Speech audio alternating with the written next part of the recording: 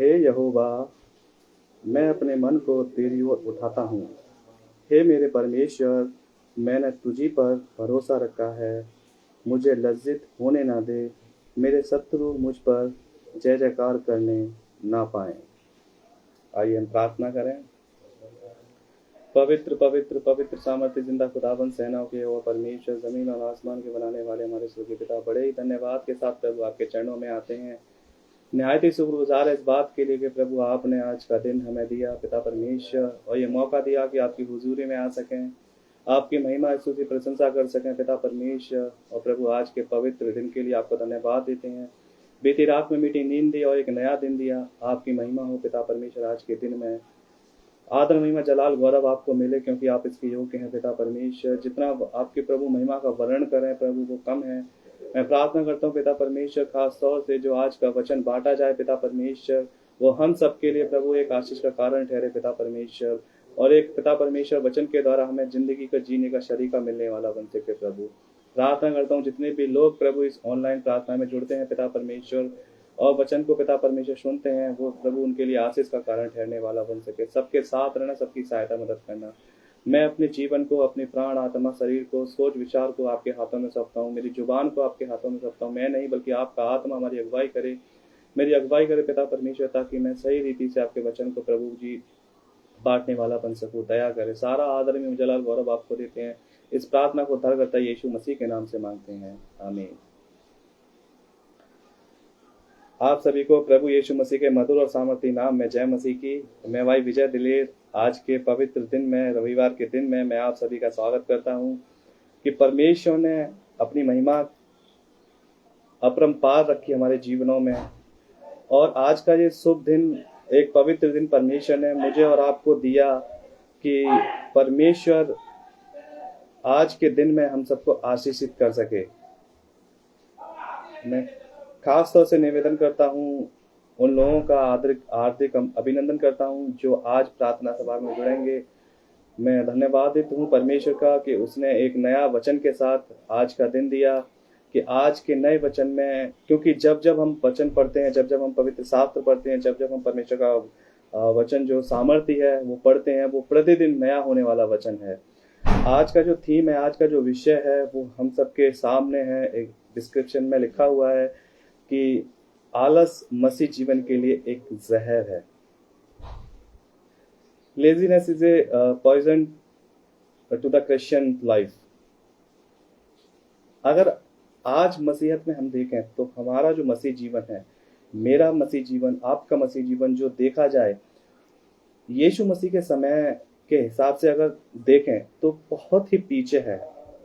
बेशक हम अपने शहर में, अपने गांव में, अपने परिवार में बहुत विकास की ओर बढ़ रहे हैं, पर कहीं ना कहीं हमारे जीवन से चूक हो रही है कि हम मसीह जीवन से पीछे होते जा रहे हैं। कहीं ना कहीं हमें एक ऐसा आलस हमारे जीवन में आ जाता है जो हमें परमेश्वर की महिमा करने के लिए रोक देता है, वचन पढ़ने के लिए रोक देता है, परमेश्वर के साथ संगति करने के लिए रोक देता है। जिस प्रकार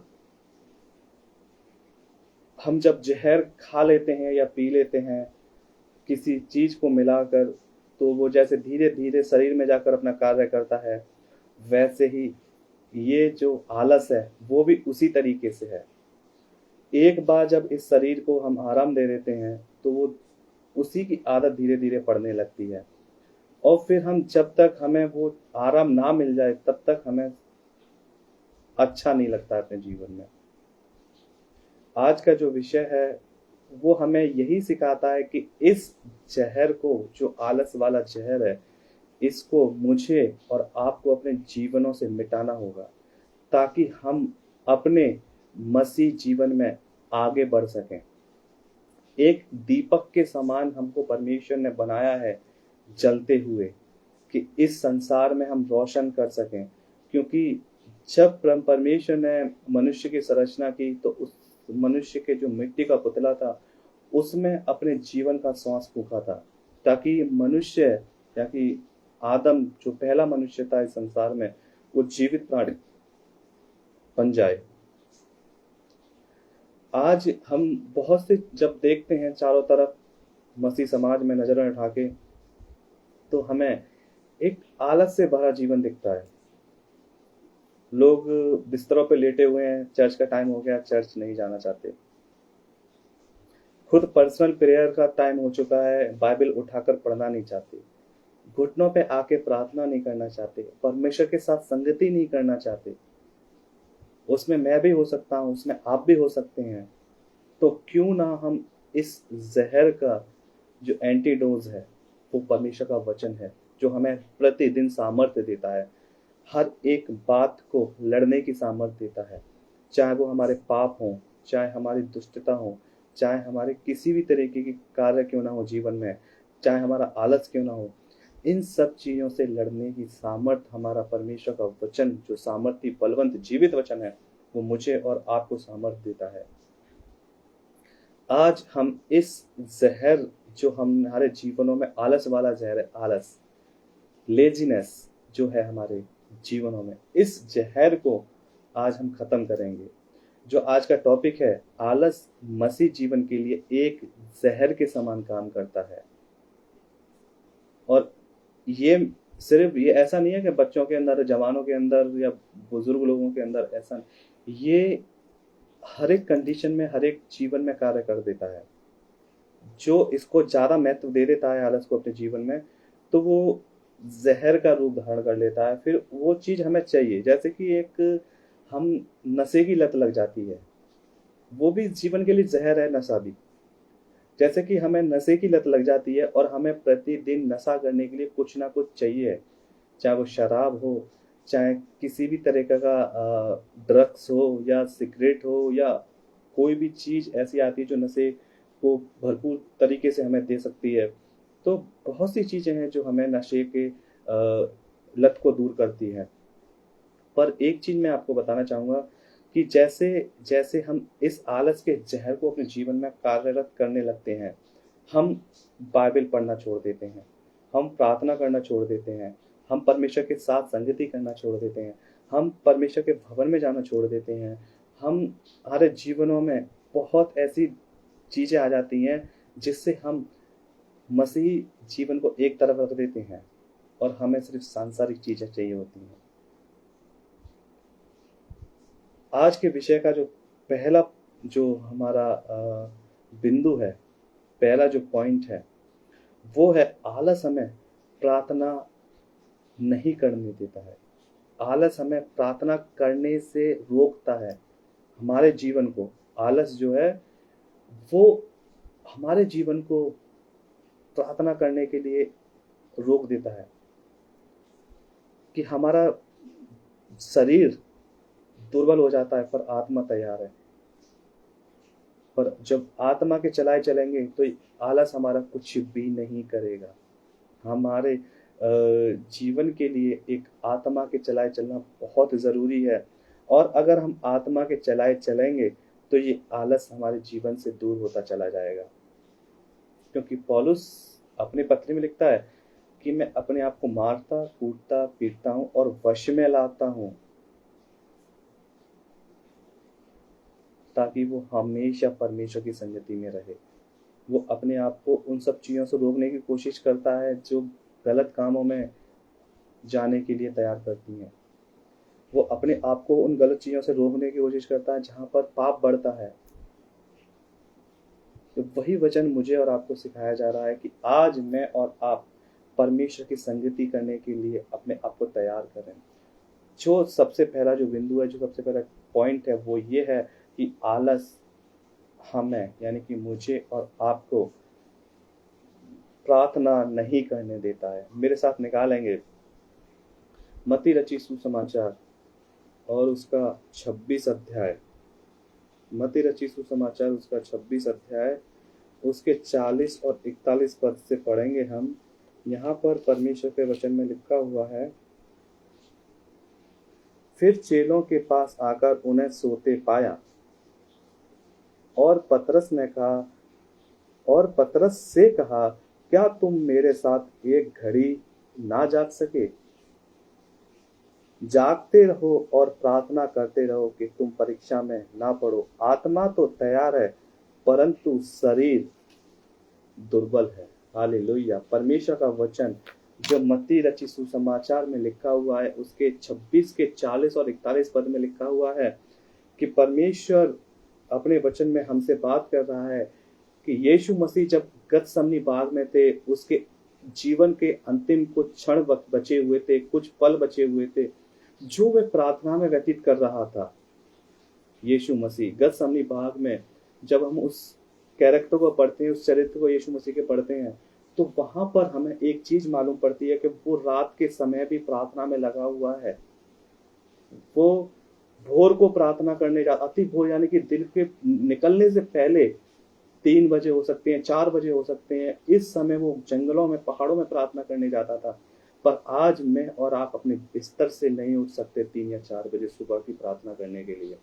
तो यही सबसे बड़ा कारण है कि आलस मसीह जीवन के लिए बहुत बड़ा जहर बन चुका है, जो मेरे और आपके जीवन में घुल गया है एकदम, वो मेरे और आपके कारणों की वजह से। क्योंकि यहाँ पर वचन साफ कह रहा है, फिर चेलों के पास आकर उन्हें सोते पाया। उसमें मैं भी हो सकता हूं, आप भी हो सकते हो। परमेश्वर का वचन कह रहा है कि प्रभु यीशु मसीह आया चेलों के पास और उन्हें सोते पाया, यानी कि चेलों में मैं भी शामिल हो सकता हूं, आप भी शामिल हो सकते हैं। वो 12 चेले यीशु मसीह के थे, वो उनके पास गया। पर आज जो वचन मुझे और आपको दिया जा रहा है वो यही साबित करना चाह रहा है कि आज मैं और आप भी उसके चेले हैं, उसके बेटे बेटियां हैं, उसके दास दासी हैं, उसके चुने हुए लोग हैं। वो अपने चुने हुए लोगों के पास गया और क्या लिखा है कि फिर चेलों के पास आकर उन्हें सोते पाया, यानी कि आज मैं और आप अपनी आत्मा में सोए हुए हैं, जगे नहीं हैं। हम 8 घंटे 10 घंटे की नींद लेके उठ तो जाते हैं, पर फिर हमारा जीवन किस तरीके से गुजरता है? किसी का सिगरेट में, किसी का दारू में, किसी के गॉसिप, गलत गलत बातों में, किसी के पूरे दिन मोबाइलों में, किसी का जीवन पूरे दिन गलत गलत संगीतों पे नाच कर जो इंस्टाग्राम पर वीडियो बनाते हैं, रील बनाते हैं, उनमें। इनके लिए सामर्थ्य कहाँ से आ जाती है आपके जीवन में? आपके पास प्रार्थना करने के लिए सामर्थ्य नहीं है, बेड से उठकर घुटनों पे आकर प्रार्थना करने की सामर्थ्य नहीं है हमारे जीवनों में, मेरे और आपके जीवनों में। पर हमारे जीवन, हमारे शरीर में इस बात की ताकत है कि हम घर को निकलकर शराब के ठेके तक जाकर शराब ले सकें, इसलिए सामर्थ्य है। या सिगरेट की दुकान पर सिगरेट ले खरीद कर पी सकें, इसकी सामर्थ्य है। पर हम आज उस आलस वाले जहर में घुल चुके हैं कि जो हमें प्रार्थना करने के लिए रोक देता है।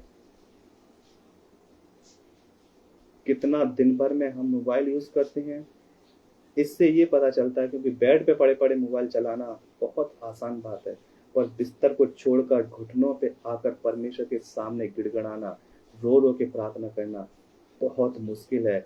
इसलिए मुश्किल है क्योंकि आज वो आलस हमारे जीवनों में जहर बन चुका है,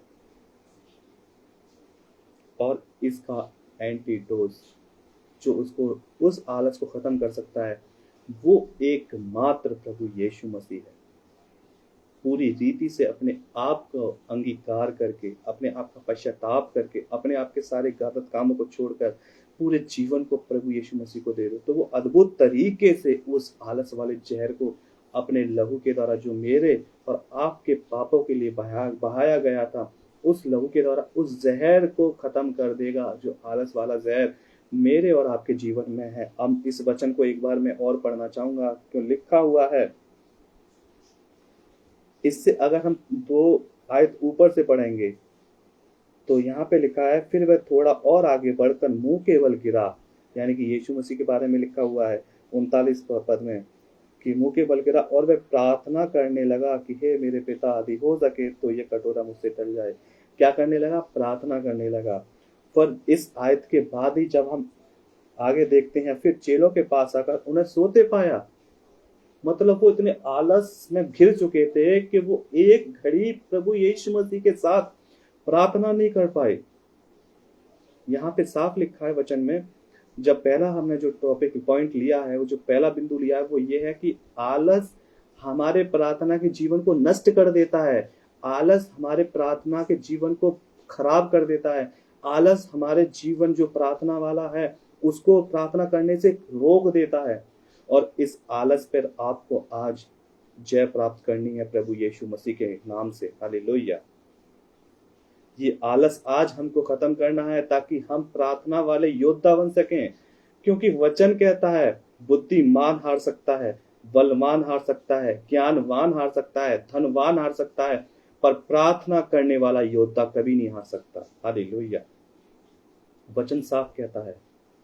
मैं एक बार और फिर बताऊंगा आपको कि ज्ञानवान हार सकता है, बुद्धिमान हार सकता है, धनवान हार सकता है, बलवान हार सकता है, पर प्रार्थना करने वाला योद्धा कभी नहीं हार सकता। प्रार्थना वो सामर्थ्य देती है जीवन में कि वो हर एक चीज से लड़ने के लिए हमें सक्षम बना देती है। जब राजा दाऊद गोलियत के सामने गया तो वो कहता है कि मैं इज़राइल के परमेश्वर के नाम से तेरे सामने आया हूँ, यानी कि उसे पता था कि परमेश्वर मुझे वो सामर्थ्य देता है। हालेलुया। वो प्रार्थना कर कर गोलियत के सामने गया और गोलियत को हराया। अगर वो यही कहता कि नहीं मैं प्रार्थना नहीं कर रहा, आलस आ जाता और वो चला जाता आगे, तो वो युद्ध नहीं जीत पाता। वो प्रार्थना वाला योद्धा बना। दानियल शेरों के मांद में गया, वहां उसे डर नहीं लगा, क्योंकि उसे पता है कि मेरे पास एक हथियार है, वो है प्रार्थना, जो शेरों के मुंह को भी बंद कर देती है। और घुटनों पे आके प्रार्थना करने लगा स्वर्गीय पिता से। उसे आलस नहीं आया। शद्रक मेशक अबेदनगो को आग में डाल दिया गया। वहां पर वो चाहते तो तड़पते, पर उन्होंने उस डर को खत्म करके प्रार्थना करी उस आग में भी। हन्ना जो कितने वर्षों से बांझ थी और वो परमेश्वर के भवन में गई और रो रो के अपने दिल का हाल सुना दिया प्रार्थना के द्वारा। तब वहां के एली ने याजक ने बोला कि जा, परमेश्वर तुझे मुंह मारा वरदान दे। हालेलुया। आज हमें प्रार्थना करने की जरूरत है, हमें प्रार्थना योद्धा बनने की जरूरत है, ताकि हम इस आलस वाले जहर को खत्म कर सके प्रार्थनाओं के द्वारा। हालेलुया। क्योंकि यहाँ पे लिखा है, फिर चेलों के पास आकर उन्हें सोते पाया और पतरस से कहा। यहाँ पर आप अपना नाम मेंशन कर सकते हैं। विजय से कहा, क्या तू मेरे साथ एक घड़ी भी नहीं जाग सका? एक घड़ी नहीं जाग सका, यानी कि मेरे जीवन में, आपके जीवनों में आलस है और एक घड़ी हम परमेश्वर के लिए प्रार्थना के लिए नहीं जाग रहे हैं। अपना जीवन ऐसी ऐसी समस्याओं में फंसा दिया है अपने कामों की वजह से कि उन समस्याओं को हम हल करते करते और समस्याएं सामने खड़े हो चुकी हैं। पर जिस दिन आपने घुटनों पे आके प्रार्थना करना शुरू कर दिया, तो जो आलस है वो सबसे पहले खत्म हो जाएगा। फिर जो समस्या है यीशु मसीह के नाम से धीरे धीरे खत्म होती जाएंगी। हालेलुया। परमेश्वर का वचन साफ कहता है कि लिखा हुआ है, जागते रहो और प्रार्थना करते रहो। जागते रहो और प्रार्थना करते रहो कि तुम परीक्षा में ना पड़ो। आत्मा तो तैयार है परंतु शरीर दुर्बल है। शरीर कमजोर पड़ जाता है। क्यों? आलस के कारण। हालेलुया। परमेश्वर का वचन कह रहा है, जो पहला बिंदु है उस पर हम विचार कर रहे हैं। परमेश्वर का वचन कहता है कि निरंतर प्रार्थना में लगे रहो। हालेलुया। यहाँ पर कह रहा है कि जागते रहो और प्रार्थना करते रहो कि तुम परीक्षाओं में ना पड़ो। पर हम जब प्रार्थना करना बंद कर देते हैं, हमारे जीवनों में, मेरे जीवन में, आपके जीवन में परीक्षाएं आने लगती हैं और उन परीक्षाओं को देखकर फिर हम परमेश्वर की तरफ देखकर आरोप लगाते हैं, प्रभु तूने हमारी प्रार्थना को नहीं सुना। हमने प्रार्थना करी कब थी? हम जगे ही नहीं उसके लिए एक घड़ी। वो तो दिन भर, रात भर, 24 घंटे हमारे साथ खड़ा है प्रार्थना की सामर्थ्य देने के लिए। पर हम अपने आलस में डूबे हुए हैं। हम अपने आलसों में डूबे हैं कि हम अपने बिस्तर को नहीं छोड़ना चाहते हैं, हम अपने घर को नहीं छोड़ना चाहते हैं चर्च जाने के लिए, प्रार्थना में जाने के लिए। प्रेयर मीटिंग होती है घर वाली, उनमें नहीं जाना नहीं चाहते हैं, आलस भरा हुआ शरीर में। तो यहाँ पे परमेश्वर का वचन कह रहा है कि जागते रहो ताकि और प्रार्थना करते रहो ताकि तुम परीक्षाओं में ना पड़ो।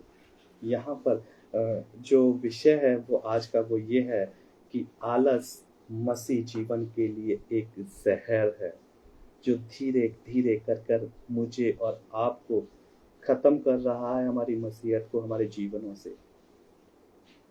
ये आलस से ही हो रहा है हमारे जीवनों में। दूसरी बात, पहली बात मैंने बताई कि आलस हमें प्रार्थना नहीं करने देता। आलस हमें प्रार्थना नहीं करने देता। आलस हमारे प्रार्थना वाले जीवन को नाश कर देगा। दूसरी बात जो हम मनन करेंगे वो ये है, आलस हमें वचन पढ़ने नहीं देता है। जैसे ही हम बाइबल खोलते हैं पढ़ने के लिए, हमें नींद आ जाती है। जैसे ही हम बाइबल उठाते हैं वचन को पढ़ने के लिए, हमें लगता है कि आधा घंटा लेट जाए, उसके बाद बाइबल पढ़ेंगे। नहीं, इस आलस को मुझे और आपको मारना होगा आज। इस आलस पर जय प्राप्त करनी होगी मुझे और आपको। और ये आसान नहीं है, थोड़ा कठिन लगेगा, पर इन कठिनाइयों को अगर आप पार कर लेंगे तो परमेश्वर कहता है कि मैं तुम्हें शिरोमणि बनाऊंगा, अगर आप उसके लिए कुछ करेंगे तो। नीति वचन 16 अध्याय उसकी 20 आयत, यहाँ पे लिखा हुआ है, आलस हमें वचन पर मन नहीं लगाने देता है, वचन नहीं पढ़ने देता है। तो नीति वचन का लिखने वाला क्या कह रहा है, जो वचन पर मन लगाता वह कल्याण पाता है। हालेलुया। जो वचन पर मन लगाता वह कल्याण पाता है, और जो यहोवा पर भरोसा रखता है वह धन्य होता है। यहाँ पर जो पहली लाइन है उसको हम मनन करेंगे। यहाँ पर हम जो दूसरा बिंदु पर मनन कर रहे हैं कि आलस हमें वचन पढ़ने के लिए रोक देता है, आलस हमें वचन पढ़ने नहीं देता है। यहाँ पर लिखा है, जो वचन पर मन लगाता है वह कल्याण पाता है। हालेलुया। परमेश्वर पिता का धन्यवाद हो। यहाँ पर एक और आयत हम पढ़ते हैं, परिश्रम की लालसा उनके लिए परिश्रम करती है, उसकी भूख तो उसको उभारती रहती है। हालेलुया। जब हम वचन के लिए परिश्रम करते हैं पढ़ने के लिए, तो उस परिश्रम का प्रतिफल परमेश्वर हमें देता है जरूर। पर अगर हम आलस में भर जाते हैं तो उस आलस का तो कुछ इलाज नहीं, उस आलस का तो कुछ इलाज नहीं है। वो आलस में जिंदगी बर्बाद होती चली जाती है, और एक दिन हम इस दुनिया से भी चले जाएंगे। अगर हमें परमेश्वर के लिए तैयार रहना है, उसका आगमन बहुत निकट है, वो कभी भी आ सकता है। ना तो उस घड़ी को कोई जानता है, ना उस कुछ पल को कोई जानता है, केवल पिता जानता है कि प्रभु यीशु मसीह का दूसरा आगमन कब है। इसलिए हम तैयार रहें, जागते रहें, प्रार्थना में लगे रहें, ताकि परीक्षा में ना पड़े। दूसरा जो हमने बिंदु लिया वो ये है कि आलस हमें वचन नहीं पढ़ने देता है। यहाँ पे लिखा है, जो नीति वचन 16 के 20 में लिखा है, जो वचन पर मन लगाता है वो कल्याण पाता है। कल्याण का मतलब है कि परमेश्वर उसको बहुत आशीषित करता है, परमेश्वर उसके जीवन में बहुत ऐसे अद्भुत तरीके से काम करता है। वो उसको फर्श से उठाकर अर्श पे ले जाता है, वो उसको दलदल के कीस से निकालकर चट्टान पर खड़ा कर देता है, वो उस निर्बल को बलवान बना देता है। वचन पर मन लगाना, वचन हृदय में समा लीजिए, हृदय रूपी पटिया पे लिख लीजिए, ताकि जब ये हमारे हाथों में बाइबल ना हो तो हम हृदय में प्रतिदिन वचन को मनन कर सकें, वचन को मनन कर सकें। आलस ना आए हमारे जीवन में। ये आलस बहुत खतरनाक जहर है मेरे और आपके लिए। ये आलस बहुत ही खतरनाक जहर है मसीह जीवन के लिए। इस आलस को हमें खत्म करना होगा, और हमें प्रार्थना योद्धा बनना पड़ेगा, हमें वचन पढ़ने वाला योद्धा बनना पड़ेगा, ताकि हम मसीह कलीसियाओं को और आगे बढ़ा सकें, मसीह लोगों को और आगे बढ़ा सकें, अपने जीवन को और आगे बढ़ा सकें, इस देश को और आगे बढ़ा सकें। अपने देश के लिए प्रार्थना करें, देश में वचन बांटें, लोगों को सही राह दिखाएं। तीसरा बिंदु, परमेश्वर का वचन मुझे और आपको सिखाता है कि आलस हमें परमेश्वर के साथ संगति नहीं करने देता है। आलस हमें परमेश्वर के साथ संगति करने नहीं देता है। पहला कुरिन्थियों उसका पहला अध्याय उसकी 9वीं आयत। परमेश्वर सच्चा है जिसने तुमको अपने पुत्र हमारे प्रभु यीशु मसीह की संगति में बुलाया है। हालेलुया। संगति में बुलाया है। परमेश्वर इनविटेशन दे रहा है। परमेश्वर आपको आमंत्रित कर रहा है। परमेश्वर आपको बुला रहा है कि आप आइए, हमारे साथ सहभागिता कीजिए, आप आइए, मेरे साथ संगति कीजिए। क्योंकि यहाँ पे लिखा हुआ है परमेश्वर सच्चा है। सच्चा मतलब विश्वास योग्य और धर्मी है परमेश्वर। और आगे लिखा है जिसने तुमको अपने पुत्र हमारे प्रभु यीशु मसीह की संगति में बुलाया है।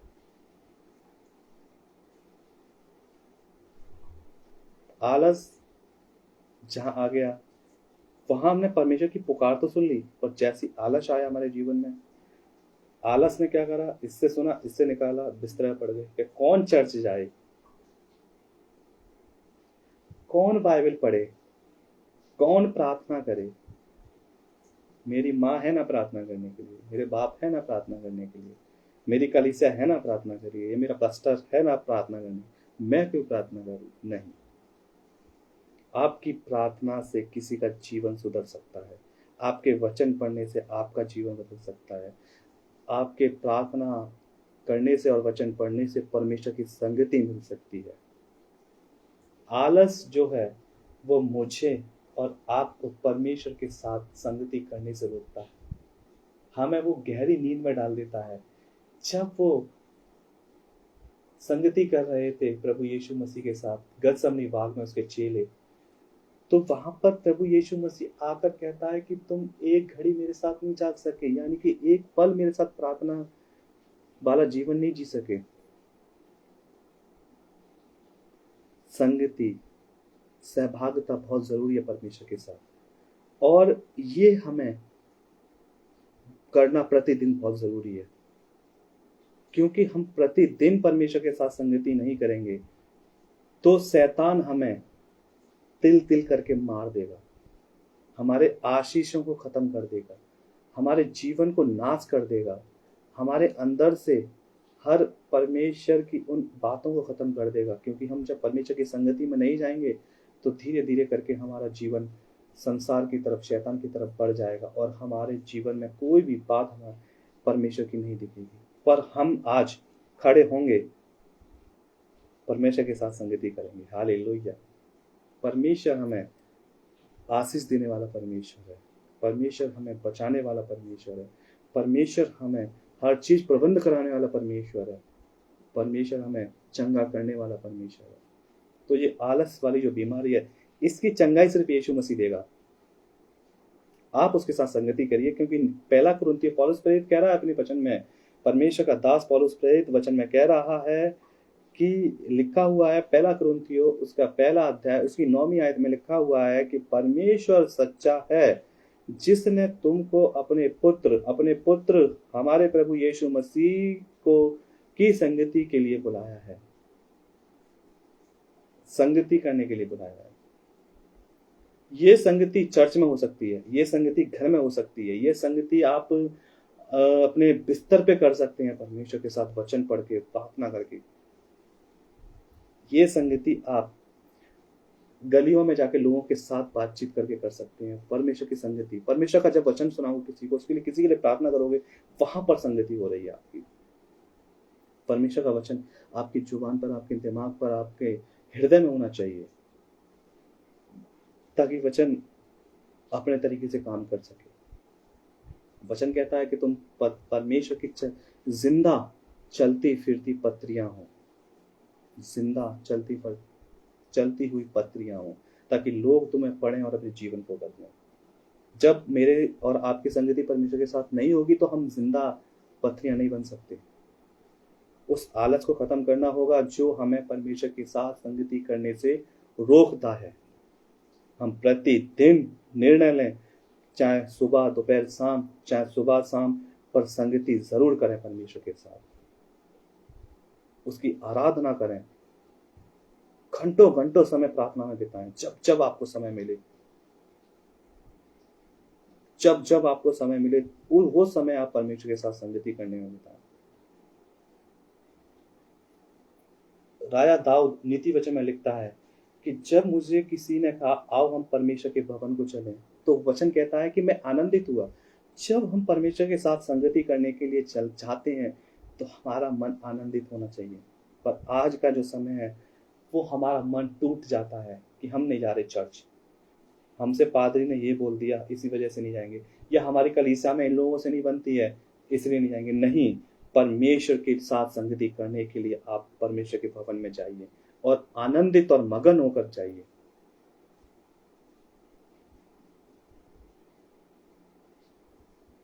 चौथी बात,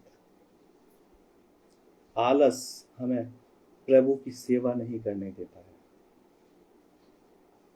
जो परमेश्वर ने मुझे और आपको सेवकाई दी है ना, वो सेवकाई नहीं करने देता है, वो पनवाई नहीं करने देता है आलस। चाहे वो किसी भी प्रकार की पनवाई क्यों ना हो, किसी भी प्रकार की सेवा क्यों ना हो। मेरे साथ निकालेंगे रोमियो उसका 12 अध्याय और उसकी 11 आयत। परमेश्वर का वचन रोमियो का लिखने वाला कहता है, रोमियो उसका 12 अध्याय उसकी 11वीं आयत में लिखा हुआ है, भाईचारे के प्रेम से एक दूसरे पर माया रखो, परस्पर आदर करने में एक दूसरे से बढ़ चलो। हालेलुया। पर आज का जो समय है, आज का जो दिन है, आज का जो टाइम पीरियड चल रहा है, वो हमको ये नहीं करने देता है कि हम एक दूसरे का आदर सम्मान करें। अगर उसने मेरे को आदर सम्मान नहीं दिया तो मैं क्यों दूं उसको आदर सम्मान? मैं क्यों उसके घर जाऊं? मैं क्यों मिलूं उससे जाके? ये आलस है जो हमें आगे नहीं बढ़ने देता है। ये आलस है, और ये आलस हमें एक दिन हमारे जीवनों में वो नफरत पैदा कर देगा कि हमारे जीवन से परमेश्वर का जो प्रेम है वो बिल्कुल मिट जाएगा। क्योंकि लिखा हुआ है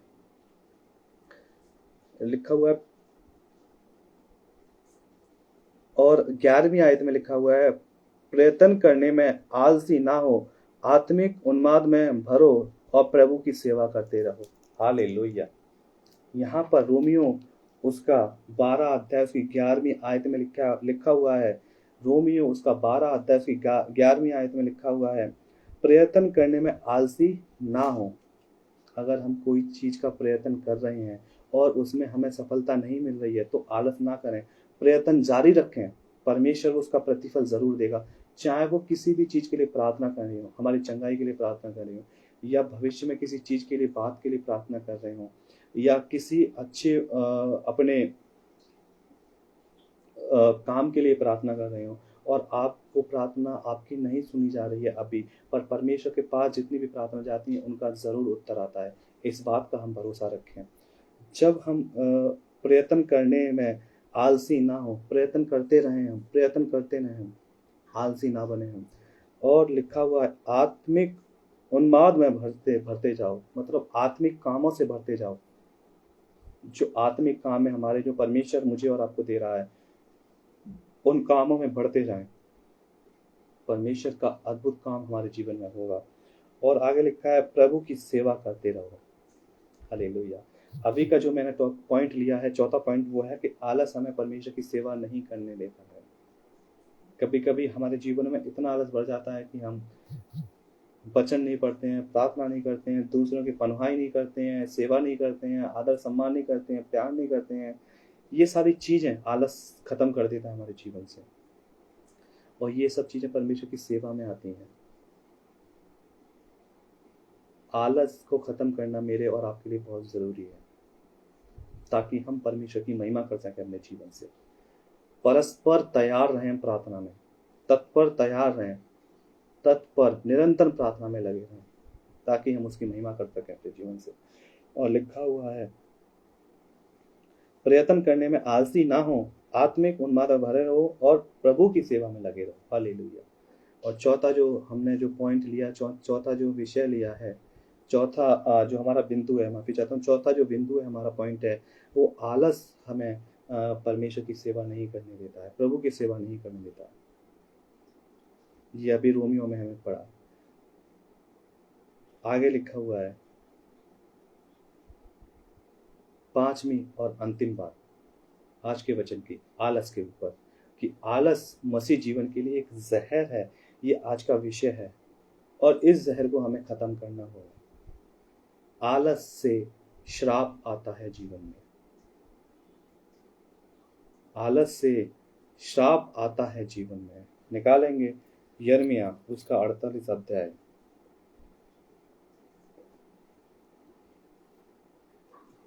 उसका 10 पद।